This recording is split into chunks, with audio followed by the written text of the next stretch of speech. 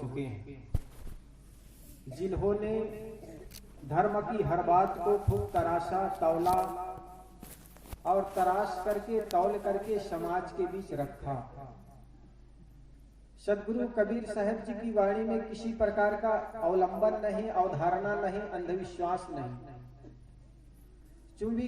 चूंकि तथाकथित पंडितों के द्वारा, विद्वानों के द्वारा ये कहा गया, धर्म के नाम पर विचार करोगे तो तुम नरक में जाओगे। ईश्वर के नाम पर, भगवान के नाम पर, धर्म के नाम पर आदमी ने विचार करना छोड़ दिया।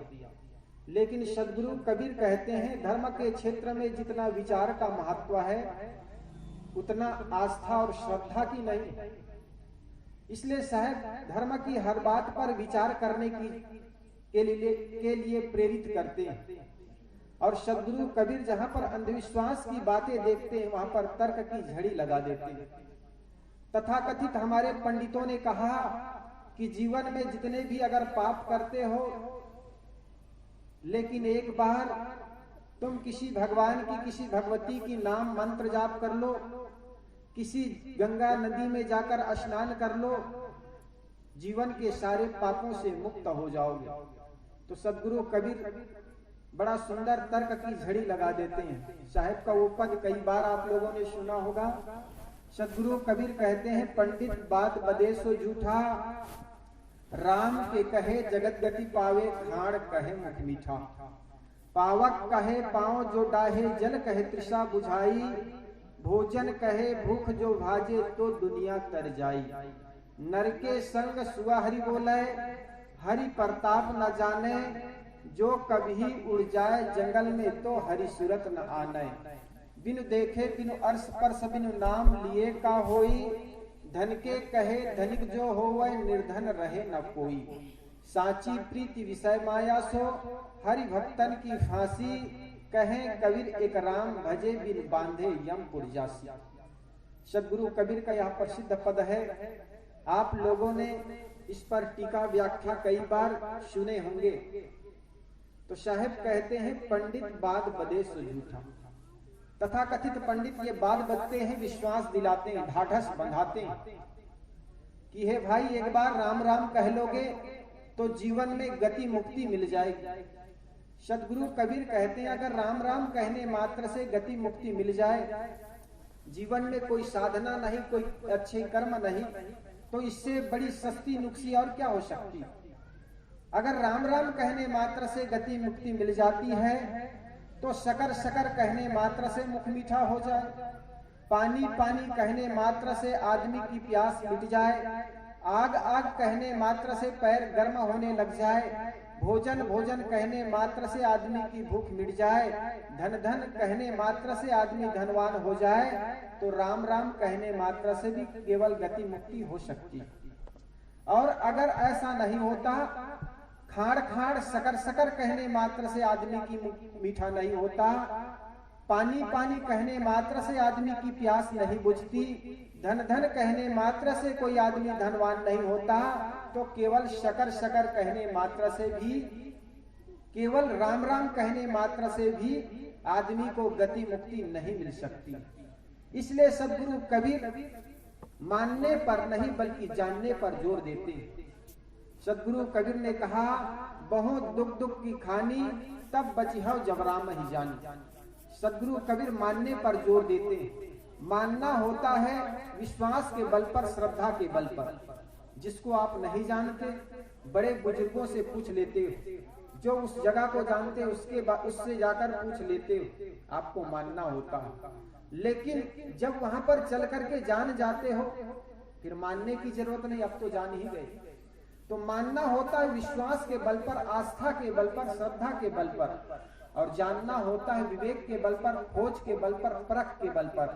तो साहब कहते हैं जिन खोजा तीन पाइया गहरे पानी पैठ। जिसने खोजा, जिसने परख किया, विवेक किया, वो आदमी पा जाता। साहब कि राम है कहाँ। कई लोग कहते हैं कि कबीर पंथी राम को तो मानते नहीं, लेकिन मैं कहता हूं सदगुरु कबीर और कबीर पंथ को मानने वाले लोग जिस प्रकार राम को मानते हैं दुनिया के शायद कोई संप्रदाय, कोई पंथ ऐसे राम को मानता हो। साहब कहते हैं घट घट में वही साईं बसत है, कटुक वचन मत बोल रे। अब घट घट में कहने का मतलब इसमें क्या कुत्ता बच गया कि कोई गाय बच गई? सारे प्राणी में जहां राम तत्व को मानता हो, सारे प्राणियों में राम को देखता हो, जिसको गोस्वामी तुलसीदास जी ने कहा सिया राम मैं सब जग जानी, करहु प्रणाम जोर जुग पानी। महाराज गोस्वामी तुलसीदास जी भी उसी और इंगित करते हैं। शब्दों को हम पकड़ के रह जाते हैं लेकिन उसके इशारा को समझ नहीं पाते। जैसी रात्रि में जब बच्चा रोने लग जाता है, माँ गोदी में लेकर के आंगन में उसको हिलाती है, डुलाती है, फिर भी जब बच्चा चुप नहीं होता, रोने लगता है, तो माँ चंदा मामा की ओर उंगली करके दिखाती, वो देखो चंदा मामा। लेकिन भोला बच्चा चंदा मामा को क्या जाने? वो लड़का, वो बच्चा तो समझता है कि मेरी माँ मुझे उंगली दिखा रही है, लेकिन उस उंगली के माध्यम से माँ चंदा मामा को दिखाती। ठीक इसी प्रकार महापुरुषों के विचार, हमारे धार्मिक ग्रंथ शब्दों के माध्यम से हमें अपने ओर लौटने की इशारा करते हैं, लेकिन हम केवल शब्दों को पकड़ लेते हैं। सिया राम मैं सब जग जानी, करहु प्रणाम जोर जुग पानी। गोस्वामी जी कहते हैं संसार के समस्त स्त्री को और समस्त पुरुषों को मैं सीता और राम की भांति मानता हूँ, और जब संसार के समस्त लोगों को जब सीता और राम की भांति मानेंगे तो किसके साथ बेईमानी करेंगे? लेकिन आदमी बड़ा बेईमान है। जब मंदिर में होता है, सत्संग स्थल में होता है, तब तो ये कहता है सिया राम मैं सब जग जानी, करहु प्रणाम जोर जुग पानी। और जैसे ही अपने काम क्षेत्र में चला जाता है, जैसे ही किसी काम में उतरता है, ऑफिस में जाता है, वहां पर उनका ये सूत्र बदल जाता है। वहां पर कहता है सिया राम मैं सब जग जानी, बेचहु दूध मिलाओ पानी। आदमी वहां पर बेईमानी करना शुरू कर देता। जिस इंसान के साथ प्रेम का बर्ताव करना चाहिए उनके साथ तो बेईमानी करता, और जिस ईश्वर को कभी देखा नहीं उसके साथ कहता है मैं ईश्वर से प्रेम करता हूँ। महात्मा ईसा ने कहा जिस पड़ोसी को रोज देखता है उनके साथ तो आदमी बेईमानी करता है, और जिस ईश्वर को नहीं देखता है उनको कहता है मैं उससे प्रेम करता हूँ। तो मेरे मित्रों, जिस लोगों के बीच रहते हैं, हम जिस घर में रहते हैं, उसमें माँ है, पिता है, बड़े भाई साहब है, सास है, ससुर है, ये सबके साथ प्रेम का वर्ताव करना है, उनकी पूजा है। धरती तल पर इंसान से बढ़कर के कोई भगवान नहीं है। दुनिया में जितने भी मंदिर है, जितने भी मस्जिद है, वो सारे मंदिर और मस्जिद का निर्माता मनुष्य है। लेकिन आज अफसोस की बात है कि आदमी अपने को ही भूल गया। इसलिए हमारे संतों ने कहा हे इंसान तू अपने को पहचान। आदमी ने सबको परखा, सबको जाना, सबकी कीमत किया, लेकिन अपना ही कीमत भूल गया। पूरी दुनिया में देखो सब चीजों की कीमत बढ़ गई है। मुर्गी की कीमत बढ़ गई है, सुअर की कीमत बढ़ गई है, बकरी जैसे प्राणियों की कीमत बढ़ गई है। लेकिन सरकार भी कहती इसकी संख्या बढ़ाई जाए। बकरी पालन केंद्र खोलने के लिए सरकार लोन देती है, मुर्गी पालन केंद्र खोलने के लिए सरकार लोन देती है। यहाँ तक सुअर जैसे निकृष्ट प्राणियों को भी बढ़ाने के लिए सरकार कहती है कि सुअर की संख्या बढ़ाई जाए, इसके पालन के लिए लोन ले जाओ। लेकिन आदमी की बारी आती है तब अगले बच्चे अभी नहीं, दो के बाद कभी नहीं कही जाती। क्यों ऐसा जी? क्या आदमी को आज आदमी की आवश्यकता नहीं? आज आदमी को सुअर की आवश्यकता है, बकरी की आवश्यकता है, मुर्गी की आवश्यकता है, लेकिन आज आवश्यकता नहीं है तो केवल सिर्फ इंसान को इंसान की आवश्यकता नहीं। ऐसा क्यों हुआ? क्योंकि आज आदमी की बुद्धि दूषित हो चुकी है। इसलिए आज दुनिया के किसी प्राणी से आदमी डरता नहीं, और दुनिया के कोई प्राणी भी सिवाय आदमी के किसी और प्राणी से डरता नहीं है। सिर्फ आदमी के को देखकर ही आदमी आज डर रहा है। दुनिया में कहीं पर निकल जाए, रात में कोई आदमी मिल जाए तो आदमी आदमी से डर रहा है। आदमी की शक्ति से अब डर रहा है। आदमी समझ में कुछ आता नहीं ये क्या कर रहा है आदमी। तो मेरे मित्रों, हम अपने आप को पहचाने। ईश्वर भगवान खुदा कहीं बाहर नहीं है। सदगुरु श्री अभिलाष साहब जी ने कहा तुम खोज रहे हो वन में गिरी गौहर के कंदर में, पर पता नहीं तू पाया वह है तेरे अंदर में। तेरे ही अंतस्थल में वह सुख सागर लहराता है, पर तू विपन्न होकर के दर दर ठोकर खाता है। आदमी अपने को दरिद्र गरीब मान करके, अपने से अलग ईश्वर को मान करके ईश्वर की खोज करता है। वो कैसा करता है? एक विद्यालय में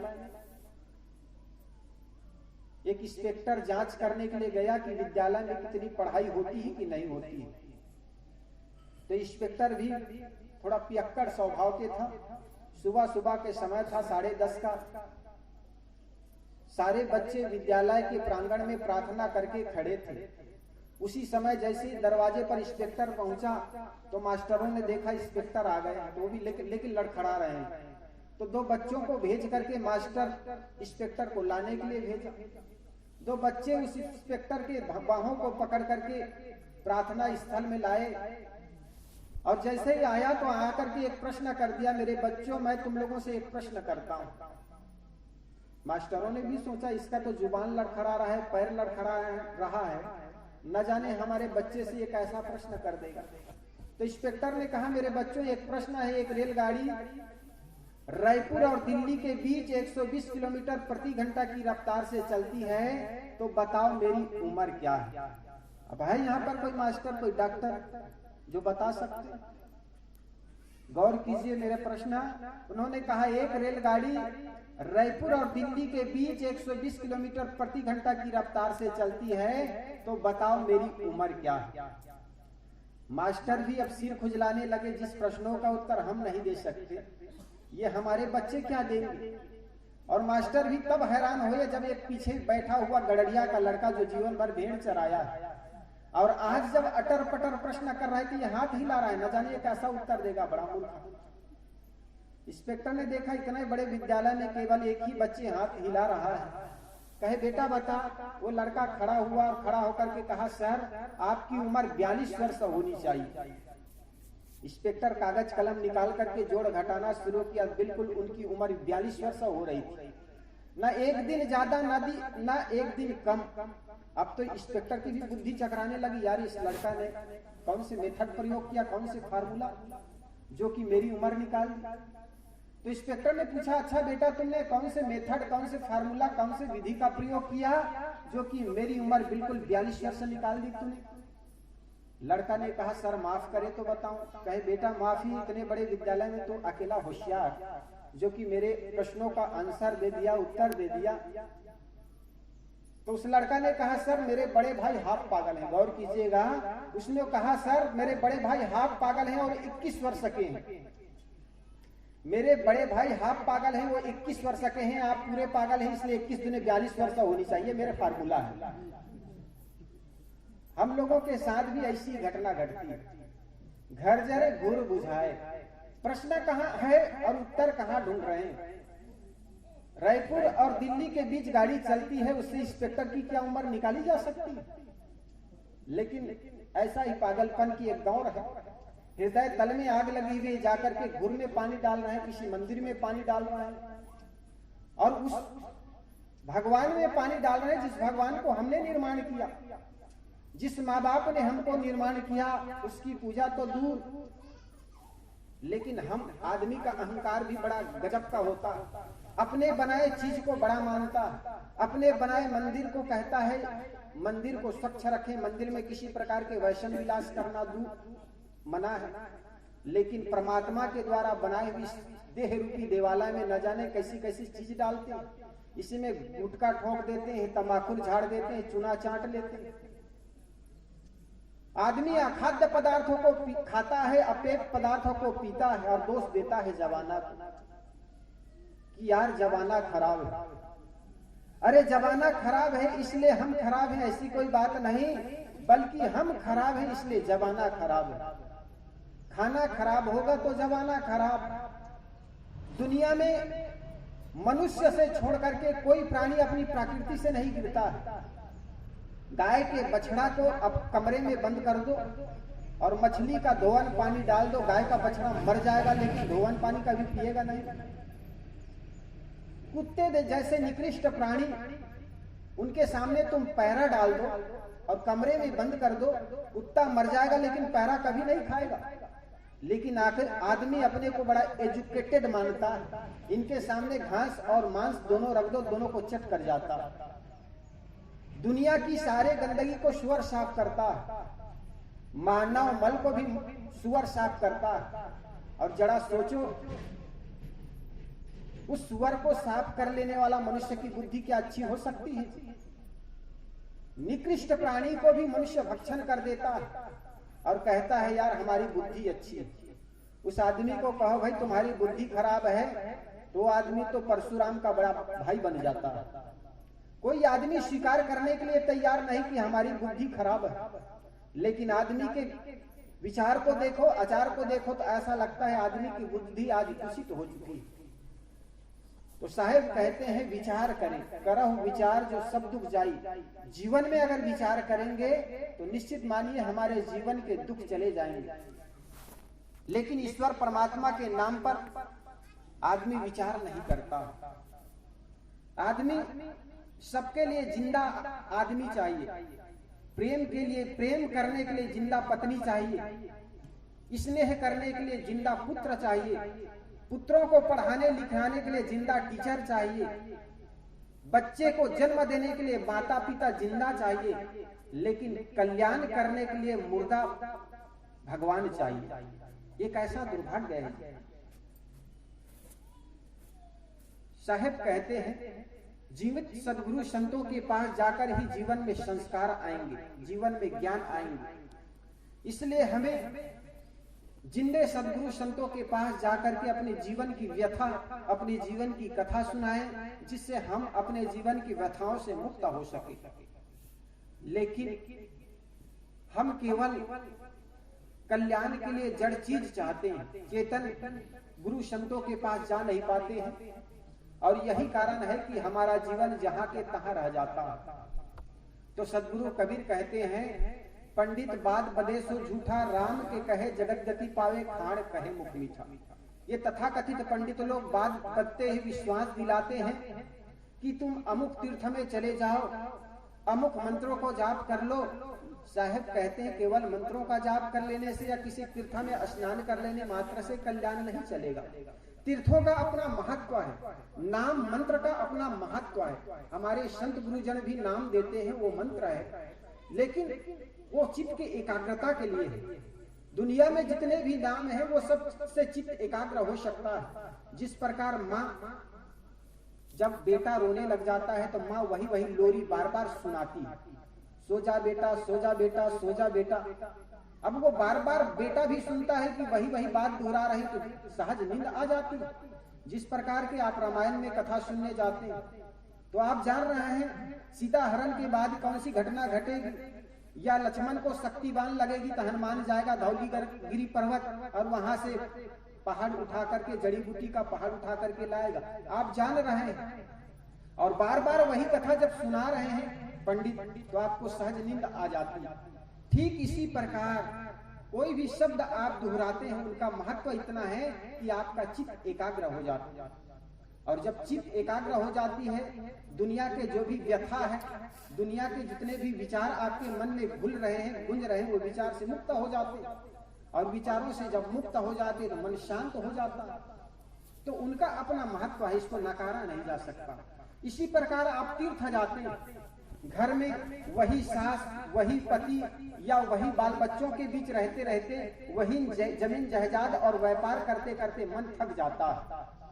अब हफ्ता भर के लिए, 15 दिन के लिए कहीं तीर्थ यात्रा में चले गए, वो दुकान मकान की बातें कुछ भूल जाती है, वो माँ बाप से कुछ दूर हो जाते हैं जो रोज रोज खिचखिच में पड़े रहते हैं, तो आपको बड़ा चित्त शांत लगता है। तो उनका अपना महत्व है। लेकिन ये सोचो कि इसी से कल्याण हो जाएगा, तो शायद कहते हैं इससे केवल कल्याण होने वाला नहीं, इनका अपना महत्व है, नकारा नहीं जा सकता है। तो कल्याण होगा जब चित्त शून्य हो जाए। हमारे संत लोग कहते हैं जब मन विषयों से मुड़कर अपने में आ जाएगा। ये बाहर का नाम भी एक विषय है, लेकिन ये सारे विषयों से अपने में लौट करके आ जाएगा। सब चंचलता को तजकर मन जब अपने में आ जाएगा तो सुख का स्रोत खुलेगा जो है अनंत अपनों में। हमारा मन 24 घंटा दौड़ता है, और हड़बड़ में तो आदमी और गड़बड़ कर जाता है। कई बार होता है प्रश्नों में ही उत्तर छुपा होता है, लेकिन हम सोच नहीं पाते हैं क्या प्रश्नों में भी कोई उत्तर हो सकता है, लेकिन होता है। एक बार एक मास्टर ने अपने एक स्टूडेंट से, एक बच्चा से पूछा, वो हिंदी का एमए पढ़ा हुआ लड़का था, और हिंदी का एमए पढ़ा हुआ लड़का शब्दकोश के बारे में सब कुछ जानकारी होती। तो उनके टीचर ने पूछा, मेरे बच्चा, दुनिया में कौन से शब्द है जिसको उल्टा लिखा जाता है, उल्टा पढ़ा जाता है? वो लड़का तो एकदम से हड़बड़ा गया, कहने लगा, सर बहुत से शब्दकोश तो मैं पढ़ा, बहुत सी पुस्तकों का भी अध्ययन किया, लेकिन मैं आज तक ऐसा कोई शब्द जान नहीं पाया कि जिस शब्द को उल्टा लिखा जाता हो और उल्टा पढ़ा जाता। अपनी बुद्धि दौड़ाई लड़का, बहुत से शब्दकोश पढ़ा लिखा रटा हुआ था, याद किया हुआ था, अपनी बुद्धि खूब दौड़ाई। मास्टर ने कहा, मैं तुम्हें कोई सजा देने वाला नहीं, थोड़ा धैर्यता पूर्वक सोचिए समझिए। मैं जो कह रहा हूं कि कौन से शब्द है जो दुनिया में उल्टा लिखा जाता है और उल्टा पढ़ा जाता है। लेकिन आदमी जब पढ़ा लिखा रहता है ना तो केवल बुद्धि दौड़ाता, लेकिन जितना दौड़ाता है उतना ही उलझ जाता है। पास ही चीज होती, पास ही बसत हजूर, दूकस चढ़त खजूर है। पास ही वो चीज होती, लेकिन आदमी जब मन दौड़ाता है तो सूझता नहीं। जैसे हमारे बूढ़े बुजुर्ग, बड़े बुजुर्ग पहले थे, वो बच्चे को कांधे में रखते थे, लेकिन गली गली गुहार लगाते थे, बच्चा खो गया। जिसको एक कहावत बन पाई ना, कांधे बच्चे गांव गुहार। ठीक ऐसा ही हुआ उनके साथ। तो मास्टर पूछते हैं कि वह कौन से शब्द है जो उल्टा लिखा जाता है और उल्टा पढ़ा जाता। लड़का को कोई समझ में नहीं आया, तो कहे, सर मुझे अभी तक कोई समझ में आई नहीं। तो मास्टर ने कहा, अच्छा एक कागज लिया और कलम लिया। लड़का ने कागज लाया, कलम लाया। मास्टर ने कहा, लिख। उस लड़का ने कहा, क्या लिखा? कहे, उल्टा लिख। लड़का ने लिखा उल्टा। जैसे उल्टा लिखा, तब मास्टर ने कहा, यही वो शब्द है जिसको दुनिया के सारे शब्दकोशों में उल्टा लिखा जाता है और उल्टा पढ़ा जाता है। तो हम जितनी बुद्धि दौड़ाते हैं उतना ही हम भटकते चले जाते हैं। ठीक हम अपने ओर लौटे, बाहर की दुनिया के चकाचौंध से लौट करके अपने में आ जाए। हम बाहर की चीजों में सुख चाहते हैं, धन में, पद में, पत्नी में, पति में, व्यापार में, लेकिन साहब कहते हैं इसमें सुख है नहीं। इसलिए अपने ओर लौटे, जिसको प्रतिबोध वित्तम मता, योग दर्शन के प्रणेता महर्षि पातंजलि ने कहा, अपने ओर लौटना। और अपने ओर लौटना जो सहज था, यही बड़ा कठिन हो गया। और चीज तो हमें सहज लगता है, लेकिन लौटना ही आज कठिन हो गया है। तो सदगुरु कबीर कहते हैं, अपने ओर लौटे। अध्यात्म की सारी बातें, जो भी हमें मिल रहा है वो हमारे ही कर्मों के परिणाम है। हमें लगता है पत्नी दुख दे रही है, पति दुख दे रहा है, बच्चे के कारण दुख है, लेकिन साहब कहते हैं कोई हमें दुख दे नहीं सकता, उसका कारण हम हैं। इसलिए अपने ओर लौटे। अपने में जब सारा दोष मर लेंगे तो सुधार का भी केंद्र हम बन जाएंगे। हम जीवन भर परिधि में दौड़ते हैं, केंद्र में आते नहीं।